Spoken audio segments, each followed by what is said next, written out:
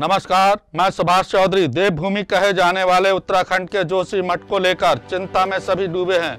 यह भी कम दिलचस्प नहीं कि जोशीमठ इतना सुर्खियों में क्यों है। क्या सिर्फ पर्यावरण और कुछ हजार लोगों के आशियाने यहाँ से खत्म होने का मसला है?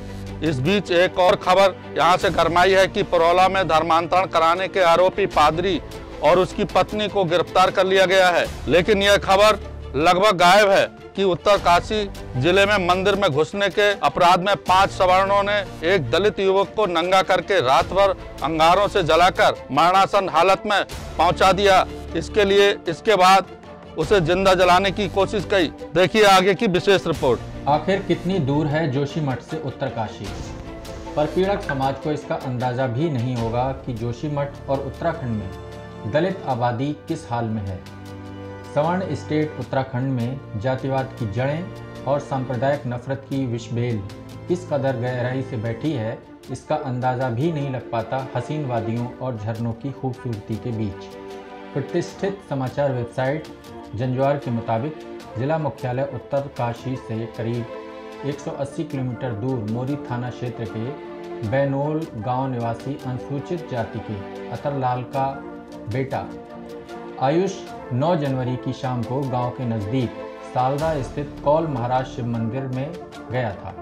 इसी दौरान मंदिर में पहले से ही मौजूद गांव के सवर्ण जाति के कुछ युवा आयुष को मंदिर में देखकर आग बबूला हो गए। उन्होंने आयुष को जातिवादी गालियां देते हुए मंदिर का गेट बंद करके जलते हुए अंगारों से दागना शुरू कर दिया। पिता अतरलाल को बेटे के मंदिर में बंधक होने की खबर मिली तो पत्नी के साथ वहां दौड़कर पहुंचे और उनके हाथ पैर जोड़े, लेकिन सवर्ण युवकों का दिल नहीं फसीजा। शोर शराबे पर अन्य लोग आ गए, लेकिन सवर्ण लड़के आयुष को नंगा करके बेरहमी से पीटते रहे। बेबस माँ बाप इस बेदर्दी को देखकर भी कुछ नहीं कर पा रहे थे। आखिरकार आयुष बेहोश हो गया। अगले दिन उसे होश आया तो वह नग्न अवस्था में ही भाग निकला वहां से। रास्ते में कुछ ग्रामीणों ने उसे बदन ढकने को कपड़े दिए और वह घर पहुंच सका। सवर्ण लड़के वहां भी आधमके और जान से मार देने की धमकी देने लगे। दहशत में आए पिता अतरलाल आयुष को लेकर मोरी के प्राथमिक स्वास्थ्य केंद्र पहुंचे। आयुष के हाथ को कोयले से बुरी तरह से दागा गया था। युवक के दाहिने हाथ, पीठ व कूल्हे में दागने के निशान हैं। प्राथमिक स्वास्थ्य केंद्र में आयुष को प्राथमिक उपचार दिया गया। बुधवार को हिम्मत करके अतरलाल घायल बेटे को लेकर मोरी थाने पहुंचे और तहरीर दी। बैनोल के युवकों ने आयुष को इतनी बुरी तरीके से पीटते हुए जलाया था कि आयुष अपने दाहिने हाथ से तहरीर पर हस्ताक्षर भी नहीं कर पाया। तहरीर पर भी उसने बाएं हाथ से दस्तखत किए, लेकिन इसके बाद भी पहले तो पुलिस ने मुकदमा दर्ज ही नहीं किया।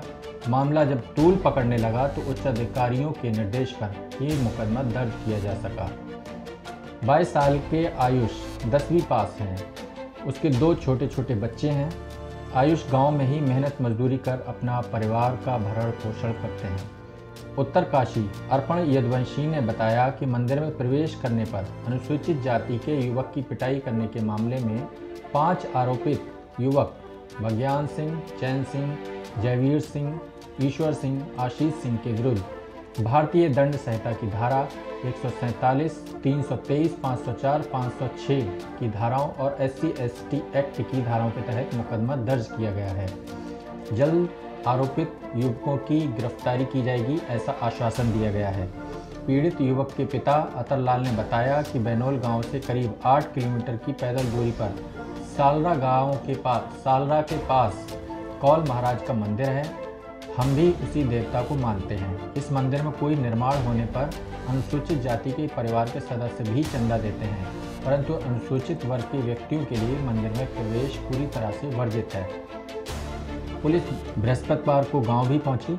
इसके साथ ही पुरोला के SDM को भी मामले की जांच करने के निर्देश दिए गए हैं। उत्तराखंड SC/ST एम्प्लॉयज फेडरेशन और बहुजन समाज पार्टी जिलाध्यक्ष विजयपाल तंगानी ने इस घटना की भर्त्सना की है। उत्तराखंड SC/ST एम्प्लॉयज फेडरेशन के मंडलीय अध्यक्ष CL भारती के नेतृत्व में कई लोग बुधवार को SP अर्पण यदुवंशी से भी मिले थे।